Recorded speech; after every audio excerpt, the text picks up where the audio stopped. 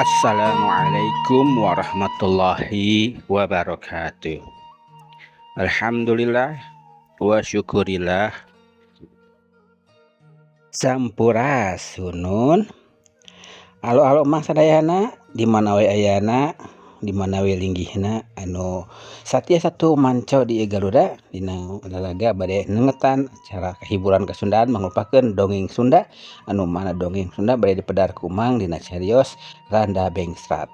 Randa Bengsrat bade nyelaskeun carios anu katunda dina dinten kamari kiwari bade majeng ka bagian anu ka opatna gitu tah pamirsa.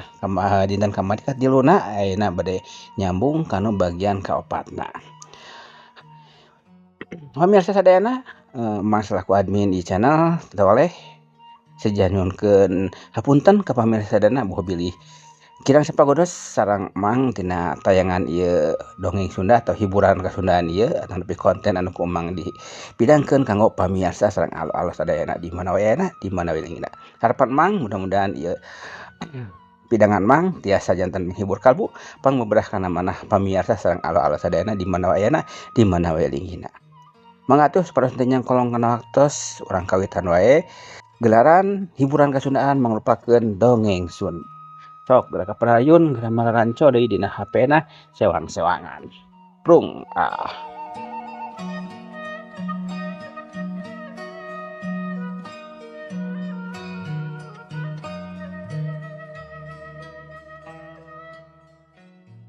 Para mitra kaum dangu, wilujeng tepang dangu sareng acara matuh dongeng enteng pangbeberahmana.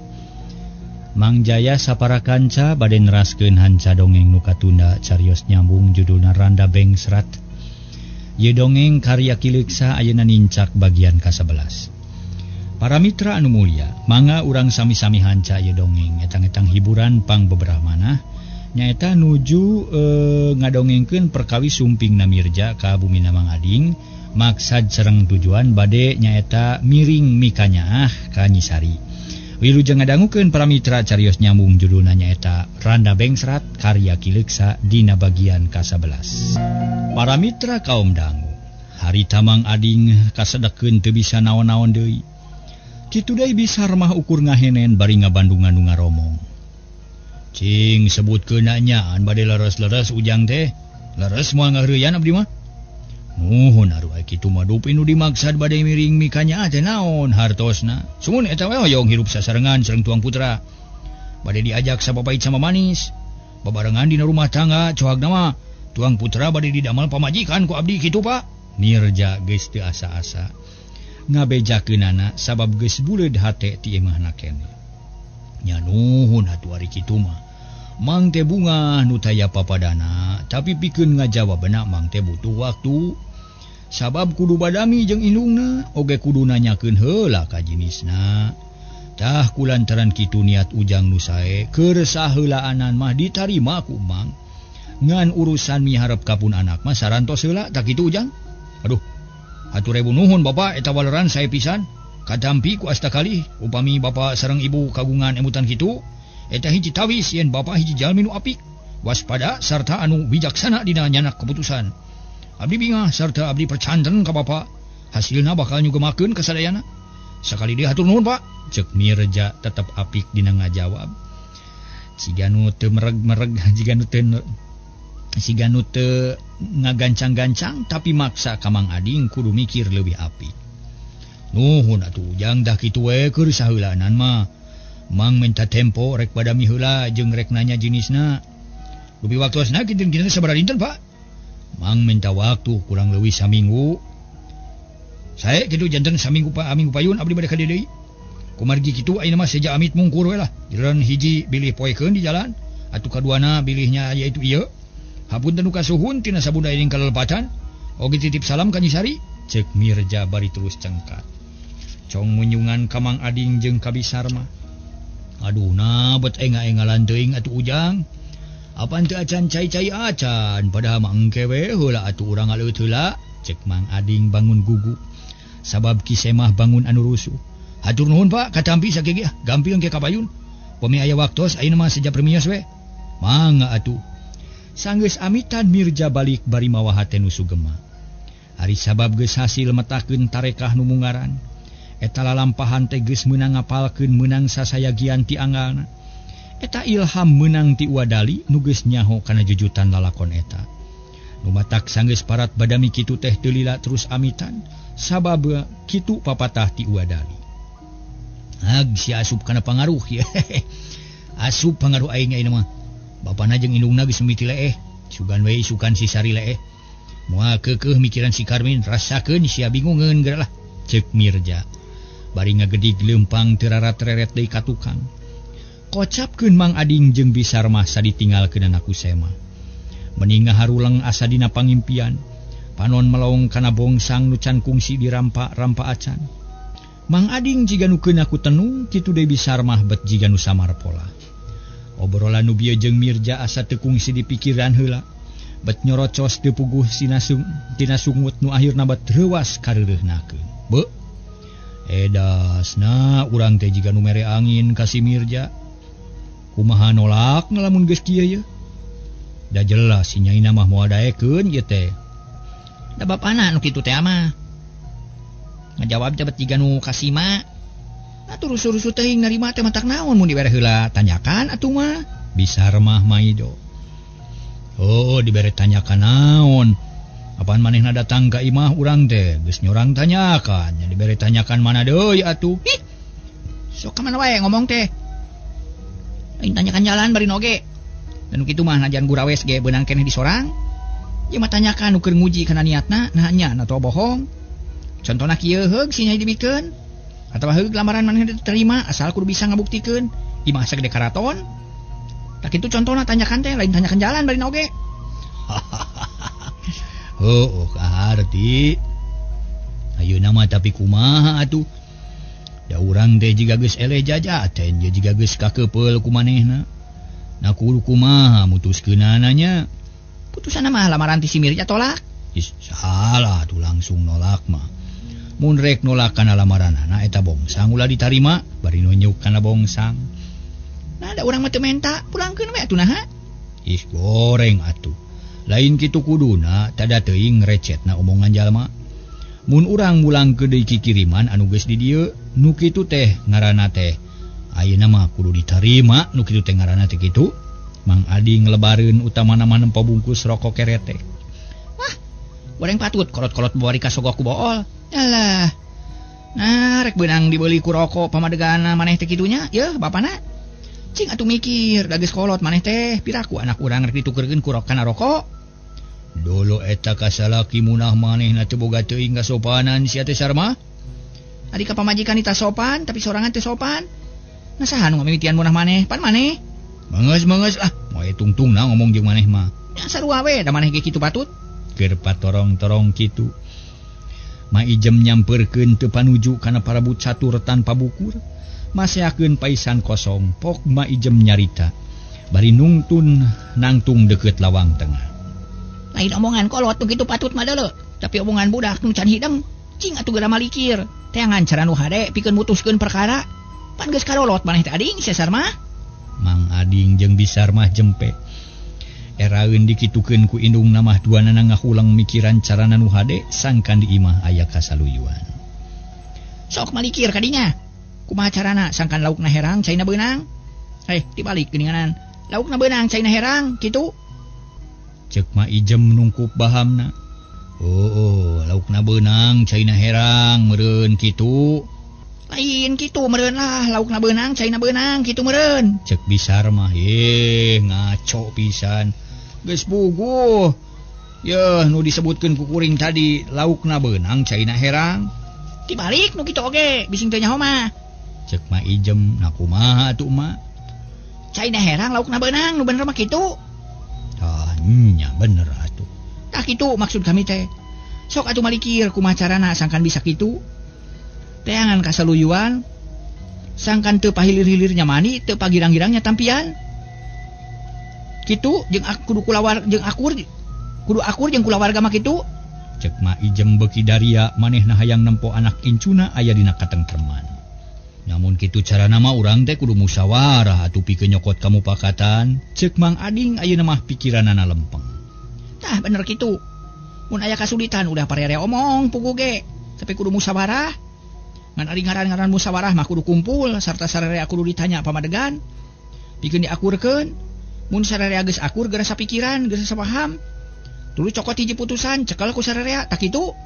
Ya mun kitu mah atuh si nyai teh kudu digerowan meureun nya bapana sabab kudu dibawa badami ngarahnya sararea. Tema Bisar mah nya pugu atuh penting pisan sabab bahan caturna ge nyoko kana urusan si nyai. Jung teang sina ka dieu sakalian.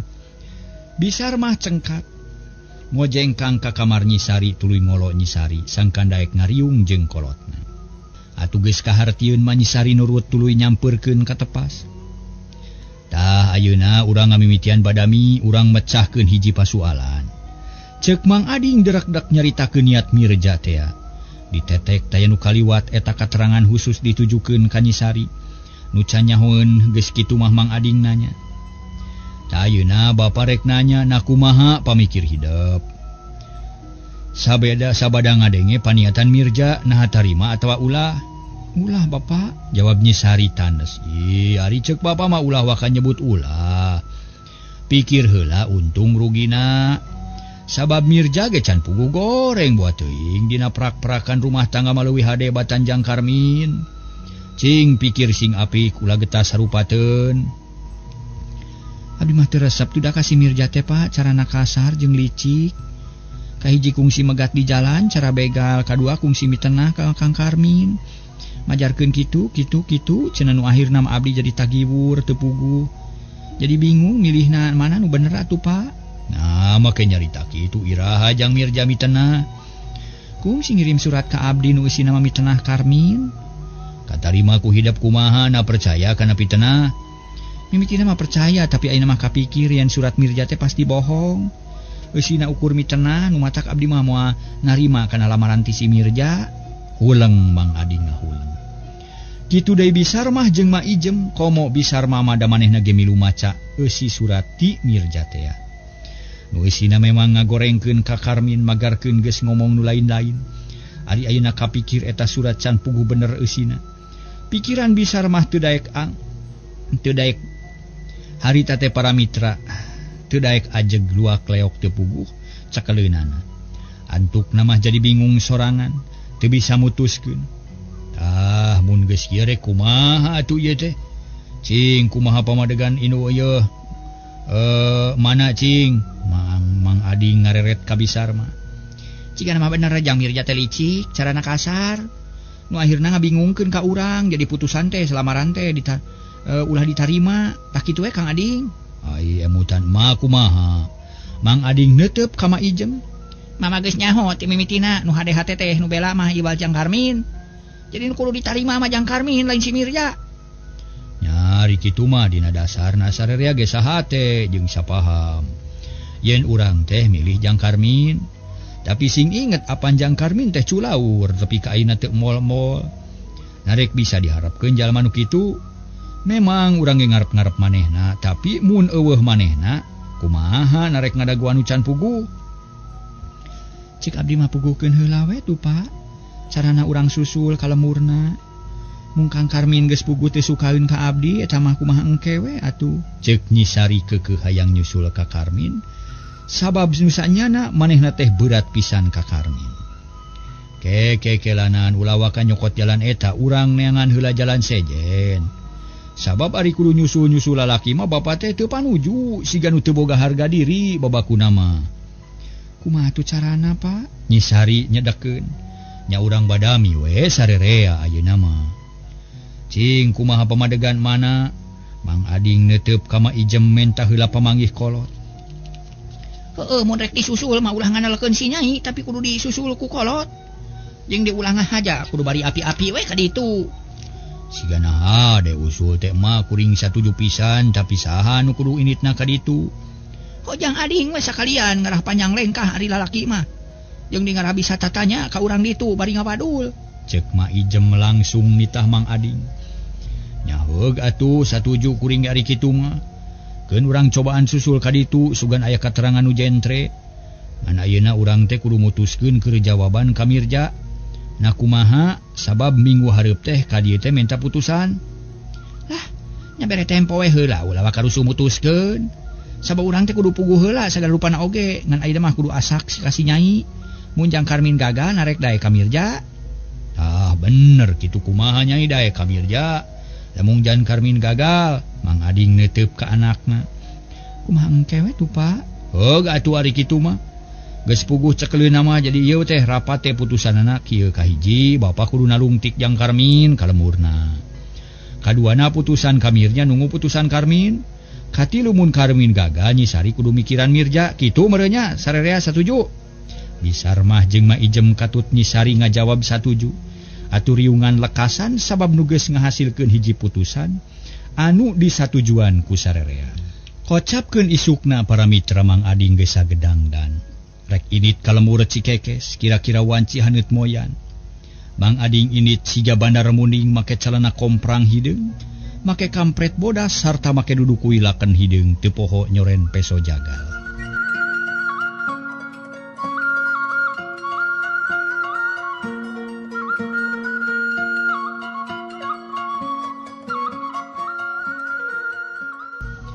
Gancangna carita Mang Ading geus tepi ka lemur Cikekes reg eureun di deukeut sakola. Ret kakenca ret kakatuh ubat bingung ku pilampaheun naha kudu kumaha. Kekena di mana imah jang Karmin teh atuh jeung deui piraku ari kudu ngasrog ka imah naon-naman mah da teu pugu. Tapi aya warung tu aing geus sareureut heula bari ngawadul. Ceuk pikir Mang Ading bari tuluy nyampeurkeun ka warung. Sanggeus tepi uluk salam bus ka jero. Bade ngaleut naon Mamang? Lotek atapi bade baso? Tukang warung nanya someah naker. Sabab geus boga taksiran yen nu dagang terek jajan. Mun aya mah hayang cikopi atawa ci enteh ieu manis hanaang. Tema Mang Ading bari nyuplak dudukuyna. Duh, hanya kating cikopi mah teu aya ge cai enteh ieu ya. Ditamih ku lotek sareng baso, ditamih ku nu amis, mang atuh kantun milih. Lotek we lah make ieu make bongko ngara pantes. Mangga. Tukang lotek nyicikeun heula cai kana gelas. Song dibikeun ka Mang Ading geus kitu mangagus rek ngarenos, rek ngalotek. Ari di dieu aya nu kagungan muning, Bi. Aya bade naon kitu Mamang? Bade ngagaleuh atapi bade ngical? Kuring mah jual beuli muning atawa sapi jeung sabangsana nu sok dijaga. Eta aya domba ge kita kadang-kadang. Aya domba meuli domba, aya sapi meuli sapi atawa muning. Cohagna mah bandar kuring teh. Cek Mang Ading teu euleum-euleum nyebutkeun dirina bandar muning, padahal bandar nu nyaan mah tara kitu nyaritana. Oh, jadi bandar Mamang teh. Paingan mah mau peso paranti jagal atuh. Tadi mah palawur kuring teh Mamang bisi rek nodong tukang warung. Cek si Bibi ngabanyolan. Da geus kitu bakatna najan kanu can wabuh ge someah wae para mitra. Jeung galeh ge tukang warung mah. His, lain pacabakan kuring. Ngagarong jeung nodong mah mun maehan nya pagawean nu matuh. Mang Ading kabawakeun jadi banyol. Ye, sararieun teuing atuh tukang maehan atawa leuwih sieun meureun. Oh, da maehan ge lain maehan jalma, tapi ngajagal domba atawa muning tah peso ieu geus ngakanyawa ratusan. Mang Ading nepak peso anu ngagaplek dina cangkeng. Ih, palalaur teuing sok sieun teu bangih jagaleun antukna mah ngajagal pamajikan. Heuh, deuh. Mang Ading ukur nyerengeh kop kana lotek nu kareksor. Celebak ngadahar lotek bangun ponyo da pugutas belempang jauh. Selang-selang tina ngahuapok nanyakeun. Ari di dieu aya bandar, Bi? Seueur bandar mah. Bandar naon atuh aya bandar gajah atawa henteu? Wah, nya eueuh bandar gajah mah, da gajahna ge eueuh di dieu mah. Mun kitu bandar suuk aya, bandar pare aya, bandar peuteuy, bandar jengkol, bandar cengek. Lah, pokoknya komplit. Cek tukang warung setengah banyo. Tah. Aya nu keuna tah kana hate kuring teh. Sabab aya nu akur jeung kasedep di mana imahna bandar peuteuy. Kuring terek ngabajong sajodo mah keur oleh-oleh. Mang Ading kabitaeun ngadenge peuteuy kitu sabab kasedepna. Hanya kal bandar ayeuna mah keur pre sabab kakana cager tas gering. Sigana mah can boga deui peuteuy, ayeuna mah da can katempo ulu ala jeung deui peuteuy na ge nungtutan beak. Kering. Nah nyeri naon cenah, Bi?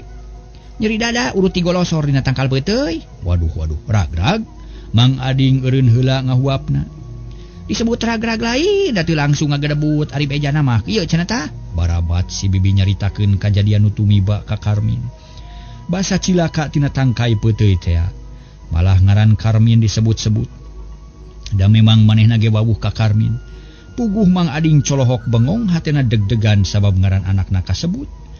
Atuh harita tuluy si bibi teh nyarita deui. Tah kitu lalakonna teh tapi eta mah ceuk beja dari nu sabenerna mah teu terang kuring oge. Cek si bibi. Oh kitu nya terus kumaha tuh ayeuna? Nah jang Karmin teh aya niat rek ngawinyi sari. Nya duka teuing atuh da teu kungsi aya katerangan deui ngan ari ceuk babaturanna mah moal ditepungan deui cenah. Dabongan geus mereka nyeri sarta ampir mawa kana ajal. Mun kurang-kurangna milik mah kudu paragat nyawa jang Karmin teh. Sababaragrag dina tangkal cukup luhur atuh. Takulantaran kitu kudu ngaran sari teh boro-boro hayang ngawin. Ceuceup nu aya sabab geus kabuka cenah ku akina. Yen jang Karmin teh kaparabunan ku urang ditu cenah kitu. Aya nu kitu nya. Mang Ading teu loba komentar sabab hate jadi ngagolak. Jajantung ratug tutunggulan. Ras inget ka anakna, ras inget ka pamajikanana palang siang nyaan. Anakna kungsi metakeun pelet da kungsi aya bejana. Ye Nyi Sari jeung Bisar mah ngadatangan Aki Ramli tukang pelet teh. Rek ditepungan tukang peuteuy teh mamang. Ah moal sabab cuma hari teu bogaeun peuteuy mah. Teh mal Mang Ading bisa pisan ngajawabna. Sedengkeun hatena jadi panas sabab inget kana nasib nu jadi anak. Barang keur kitu lar aya nu ngaliwat dua jajaka kakulonkeun. Atuh Mang Ading meninga jenghok lantaran apal kanu ngaliwat. Tayalian iwati Karmin sedengkeun nu hiji deui sobatna nyatana Harli. Untung Karmin teu luak lieur da keur ngobrol jeung Harli bari leumpang. Masih keneh nuju ngabandungan acara hiburan Kasundaan mangrupakeun dongeng Sunda di channel ieu, channel Sunda Pituin anu ku Mang didamel khusus kanggo pamirsa sadana sareng alo-alo sadana anu mika cinta mika resep kana hiburan Kasundaannya mangrupakeun dongeng Sunda. Hatur nuhun kanggo perhatosanana, hatur nuhun. Bewara oge kanggo pamirsa sadana boh bilih anu hoyong silaturahmi ka channelna Mang Jaya mangga parantos disayogikeun ku Mang di link deskripsi kantun diklik wae engke bakal dicandak ka channel YouTube-na Mang Jaya official. Oke di ditu tiasa silaturahmi sareng Mang Jaya sareng dongeng-dongeng anu sanesna deui anu seueur jenisna. Sakitu penginten pamirsa mangga ngajengkeun dongeng anu digarap ku Mang di channel ieu dina judul Randa Bengsrat di juru dongengan ku Mang Jaya ieu dongeng karanganana Ki Leuksa. Sok kagerah parayun geura maranco deui dina HP-na sewang-sewangan. Prung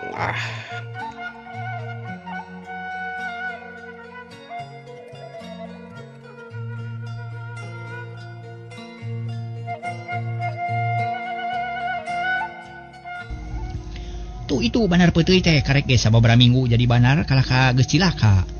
Sigana mah dituluykeun da ku indungna ge dicarek jadi banar peuteuy teh. Bibi tukang warung ngajentrekeun.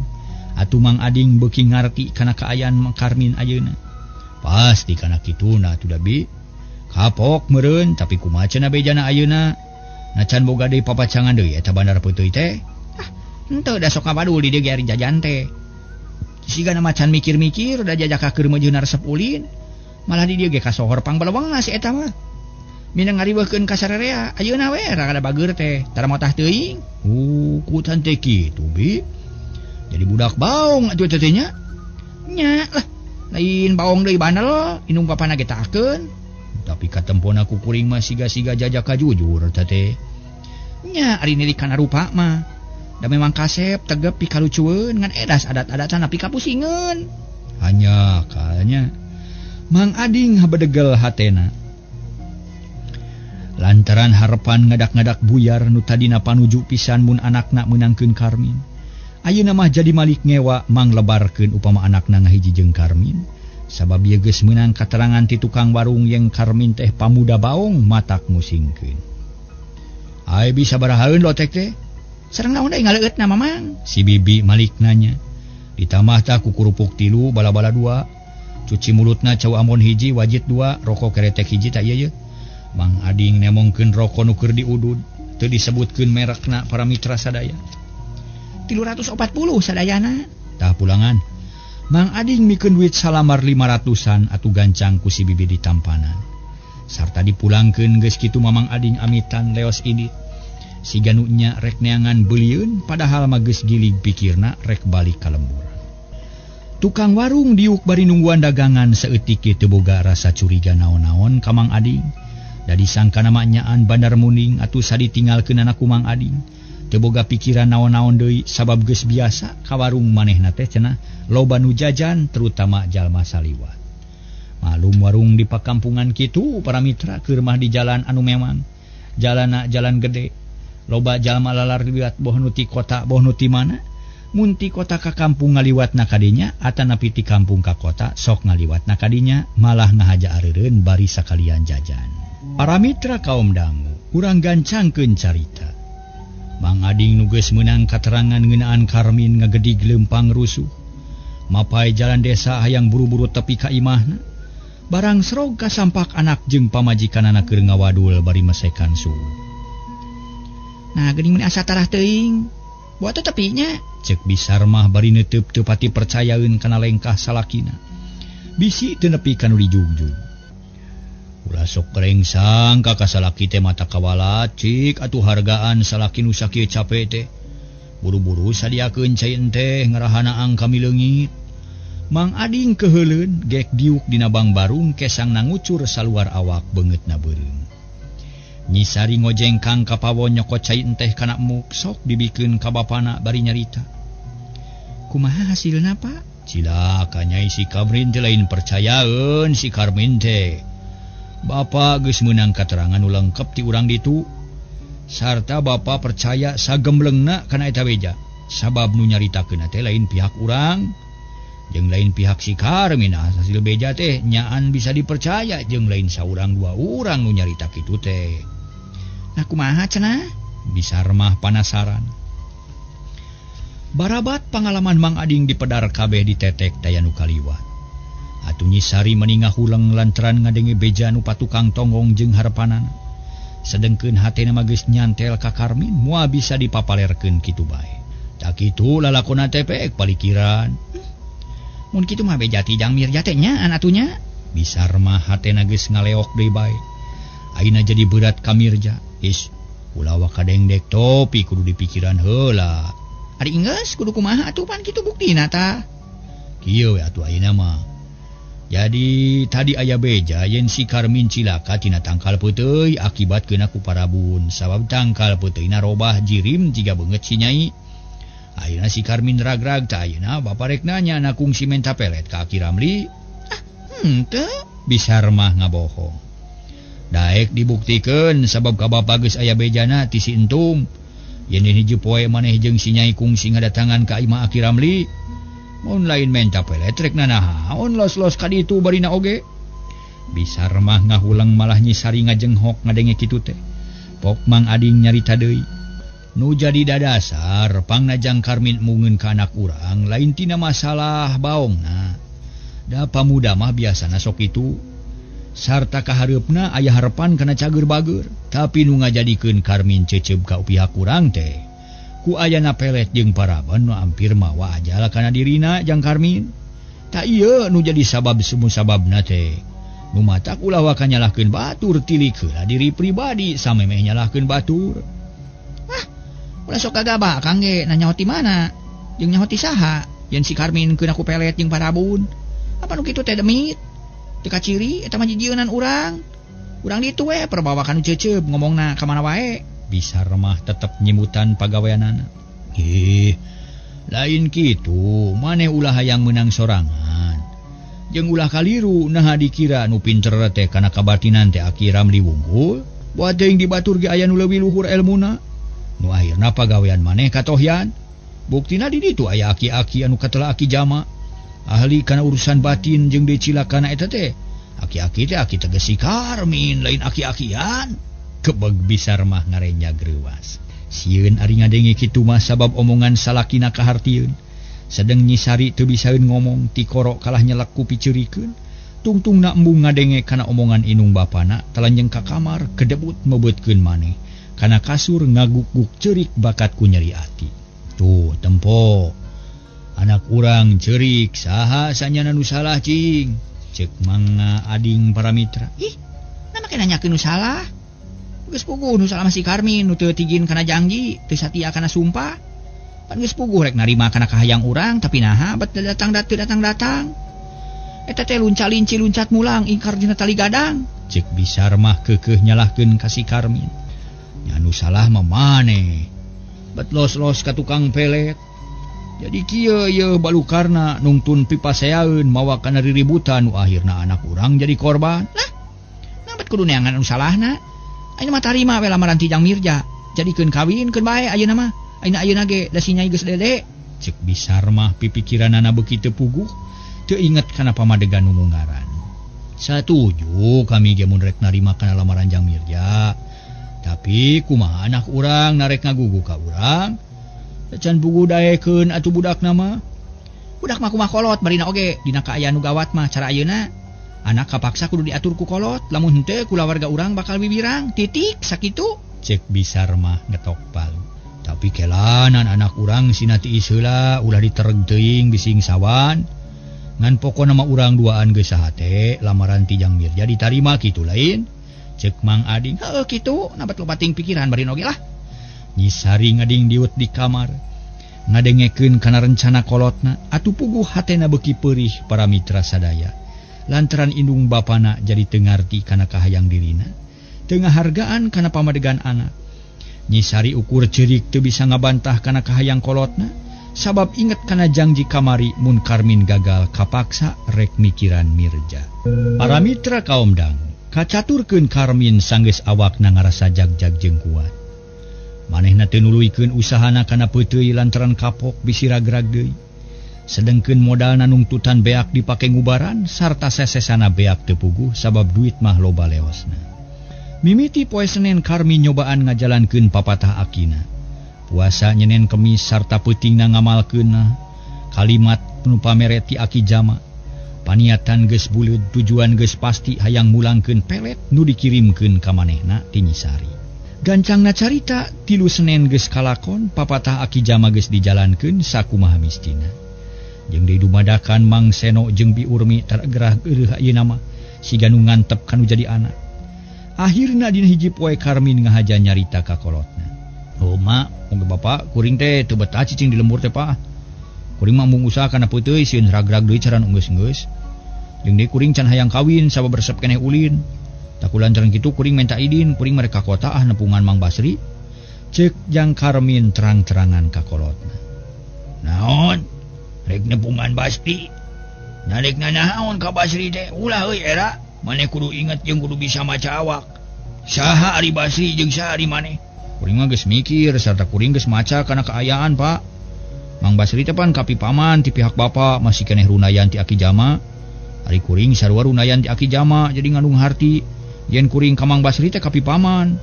Lain paman bobohongan tapi paman nyaan ngan paman ti gigir tak kitu, Pak. Cek Karmin teu eleh carita bisa nyaritana. Bener. Basri teh paman maneh da Basri sorangan ge sok nanyakeun ka maneh. Tapi sing inget ye, urang mah cacah itu mah menak kudu bisa tumpa-tumpa, kudu ngukur ka kujur bisi ngerakeun. Bapak ge tarawani cucungah ka manehna mah najan kasanapeun ge. Batur ge lain-lainna deui geus jadi menak eta teh. Salah atuh pikiran teh Pak es tuning papalimpang jeung pamadegan Mang Basri. Basa lebaran Mang Basri ngomong jeung dulur mah cenah ulah sok manang pangkat. Sabab kapangkatan ukur saheulaanan. Tapi ari duduluran mah panatrat moal pegat najan ratusan tahun oge. Jadi nu dipiharap ku Mang Basri mah urang teh ulah ngajauhkeun diri ti dulur tapi kudu daek nyangreudkeun silaturahmi kitu tah cenah. Mang Seno teu nemalan para mitra. Da ngarti kana omongan Karmin yen eta omongan teh eusina bener. Jeung deui Mang Seno sorangan kungsi narima omongan kitu langsung ti jenisna nyaeta ti Basri. Nu ayeuna cicing di Bandung. Di Jalan Patra Komala teu jauh ti Stadion Siliwangi. Digawena jadi tentara pangkat naletnan. Ari pangna Mang Seno teu pati raket lain ku geuleuh atawa ngewa, tapi era sabab ngarumasakeun maneh jadi cacah. Jeung deui hariwang bisi anakna musingkeun ka Basri, da puguh Karmin teh baong, eta nu jadi bahan pamikir Mang Seno. Dukung channel ieu ku parantawisan toel subscribe-na, like, komen, oge share. Tong hilap loncengna pamirsa sadayana. Hatur nuhun.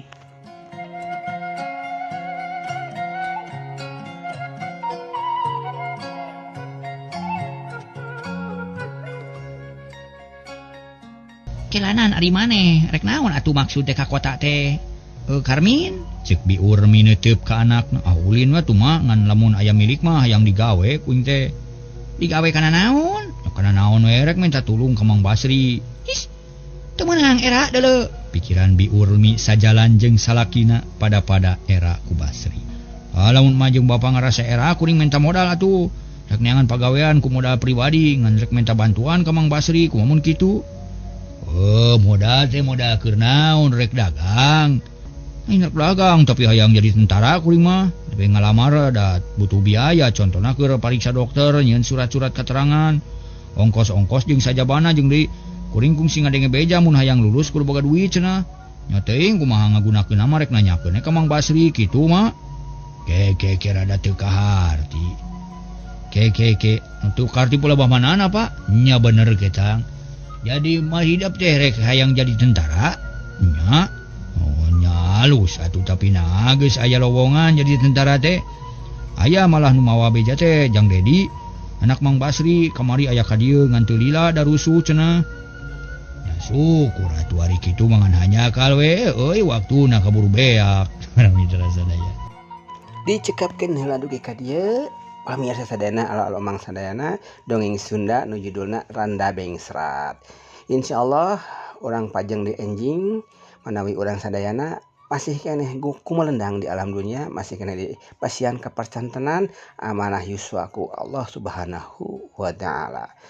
Timbang selaku admin nyisa jadi hapunten segala kakirangan dina ngupload dongeng-dongeng anu ditayangkeun di ieu channel Sunda Pituin.